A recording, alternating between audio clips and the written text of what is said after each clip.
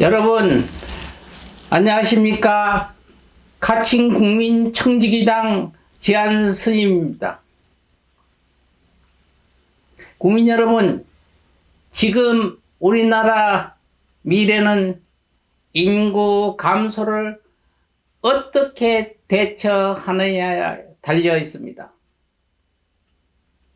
첫 번째로 결혼 환경 조성 지원을 말씀드렸습니다. 오늘 두 번째로는 출산 정책을 공약하겠습니다. 저희 국민청지기당은 여러분들에게 꼭 필요하고 여러분들이 꼭 지켜야 될 공약입니다. 2024년 2월 말 현재 우리나라 출산율은 부부 200명에 65명의 출산이라는 통계가 나왔습니다.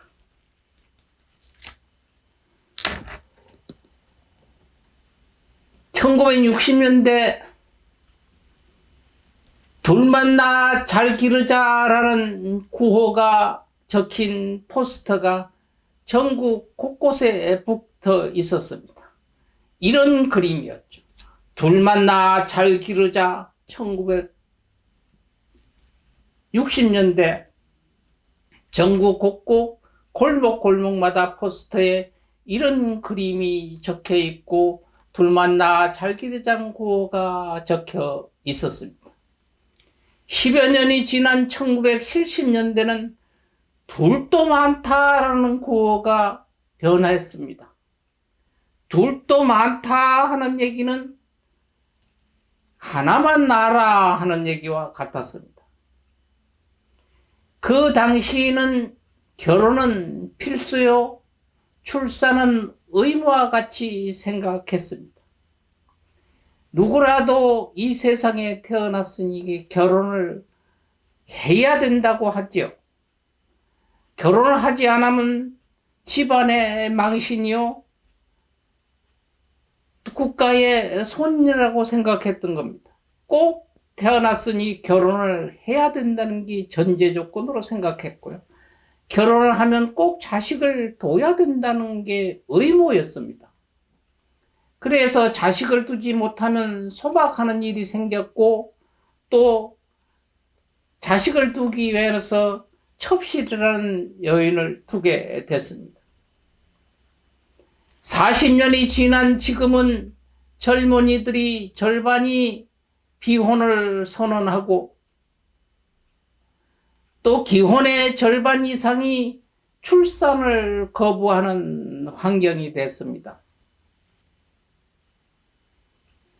이것은 주거 문제, 교육 문제, 직업 문제 등 사회 환경의 문제가 인간 삶의 질을 황폐하게 만든 겁니다.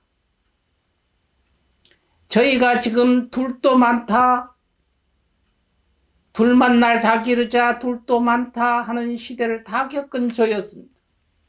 근데 지금은 둘만 나 잘 기르자가도 어디로 실종됐고, 둘도 많다도 어디로 실종됐고, 인구는 점점 감소해서 인구 문제 때문에 이런 난리 법석입니다. 제가 나이 80여 년 동안 되는 동안 우리나라 정치인들은 무엇을 했습니까? 앞으로 4, 50년을 내다보지 못하는 그런 일을 했습니다. 동네 이장도 그 동네의 미래를 위해서 내가 지금 이장을 하는 동안 앞에 무엇을 해야 되겠다, 이쁜 꽃밭을 만들어야 되겠다가 아니라 10년 후에는 우리 동네가 어떻게 될 것이니까 10년 후회를 위해서 이러이러한 동네 길을 만들고 이러이러한 동네의 구조를 만들어야 되겠다고 이장들도 생각합니다. 나라를 경영하는 나라의 정치인, 지도자, 정치인들도 과연 우리나라 국민을 위해서, 대한민국 미래를 위해서 무엇을 했습니까? 대통령서부터 정치에 참여했던 지도자, 생존해 있는 여러분들, 아니면 고인이 되신 분들도 참여하고 반성해야 됩니다. 몇십 년 앞을 내다보지 못했습니다. 지금 소환하지요. 이승만 대통령이 어땠고 박정희 대통령이 어땠고, 그럼 박정희 대통령도 좋은 거가 많습니다. 근데 둘도 많다, 둘만 나 잘 기르자, 둘도 많다가 했을 때도 박정희 대통령 기간이었습니다. 그분이 100년을 내다보고 인구 정책을 세웠다면 지금 인구가 감소하는 일이 생겼겠습니까? 그분을 논하자는 이야기가 아니고 지금이라도 당시 임시 방편적인 문제를 생각할 것이 아니라 장기적인, 앞으로 20년, 30년 후에는, 지금 그러잖아요. 학자들이 30년 후에는 우리나라 인구가 얼마가 되겠다. 국방을 지킬 수 있는 병력도 부족할 것이고, 노인 인구에 비례해서 젊은 인구들이 적으니까 국가의 균형도 흐트러질 것입니다. 과연 그 일을 위해서 어떤 정책을 세우고 어떤 일을 하겠습니까?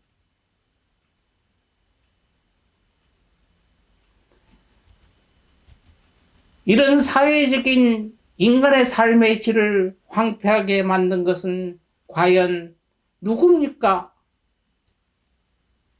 사회 지도자, 정치인 모두입니다. 역대 나라를 이끈다는 정치인들의 미래 정책을 제대로 만들지 못한 잘못입니다. 다시 말해서 역대 대통령, 국회의원 등 정치인과 사회 지도자들은 반성하고 참여해야 됩니다. 가칭 국민 청지기당은 나라의 미래를 위해 두 번째 정책으로 출산 정책을 공약하겠습니다. 첫째, 출산 시 출산 장려금 2억 원을 지급하겠습니다. 주거 환경과 양육비로 3억 원, 무이자 5년 거치 10년 분할 상환을 대출하겠습니다. 또 둘째를 출산한다면 출산 장려금 2억 원은 지급하고, 첫째 무이자 3억 원 5년 거치 10년 상환 융자금을 1억 원 삭감을 하겠습니다. 셋째 아기를 출산할 땐 출산 장려금 2억 원을 지원하고, 첫째 태어났을 때 융자한 3억 원 전액을 삭감하겠습니다. 얼마 전 어떤 대기업의 회장님이 그 직원들이 자식을 놓으면은 1억 원씩 지원한다고 했습니다. 한 기업의 개인이, 회사 직원이 자식을 놓으면 1억 원을 지원한다고 감히 했는데, 나라가 그 개인이 이야기하기 전에 이런 이야기부터 했어야 안 되겠습니까? 다음은 직장인 출산 휴직 문제입니다. 자식을 양육하기 위해서 휴직 기간을 남녀 동일하게 18개월로 하고, 보수는 50%로 하고, 자택근무 1일, 회사를 위해 2시간씩 자택근무를 하게 하겠습니다. 18개월이면 1년 반씩인데 부부가 18개월씩 나눠 하면은 애들이 만 3살이 됩니다. 그 다음은 어린이집을 갈 수가 있죠. 직장인은 취직, 승진의 출산수에 따라 가산점을 정하도록 법률로 정하겠습니다. 또한 현재 사회 뒤안길 어둠에 있는 미혼모의 출산도 엄마의 호적에 등재할 수 있게 법을 제정하겠습니다. 지금은 미혼모가 어쩔 수 없이 출산을 하게 되면은 어디에 법적 아버지 없으면 호적에 올릴 수가 없어요. 그래서 어디에 버리든가 영아 문제가 많이 사회적 문제로 일어납니다. 어쩔 수 없이 아기를 낳는 미혼모의 출산도 엄마의 호적에 등재할 수 있게 법을 제정하겠습니다. 그러나 단 출산 장려금과 융자금 지원은 하지 않겠습니다. 왜? 그렇게 되면은 미혼모를 장려하는 현재가 되니 사회에 큰 누가 될 것입니다. 우리의 미래의 희망을 출산하여 양육하는데 조금이라도 불편하지 않고 행복한 가정을 이루도록 국가는 책임져야 하는 정책을 꼭 만들겠습니다. 2024년 얼마 안 남은 4월 10일 국회의원 선거에 저희 국민청지기당의 지한 스님이 이야기하는 정책과 같은 정책을 약속하는 정당이나 인물에게 꼭 투표하십시오. 좌쪽이다 우쪽이다 편가르고 이쪽이다 저쪽이다 지역적으로 편가르고 갈라치게 하는 정당이나 인물은 국민의 마음은 안중에도 없습니다. 우리 국민은 바로 보고 바로 판단해야 우리 살림살이를 맡아 하는 청지기를 바로 뽑고 대한민국의 미래가 밝아질 것입니다. 다음 3월 16일은 나라의 미래 세 번째로 백년지 대개인 교육정책을 말씀드리겠습니다. 오늘도 여러분, 오늘도 하루도 좋은 날 되시기를 바라겠습니다. 감사합니다.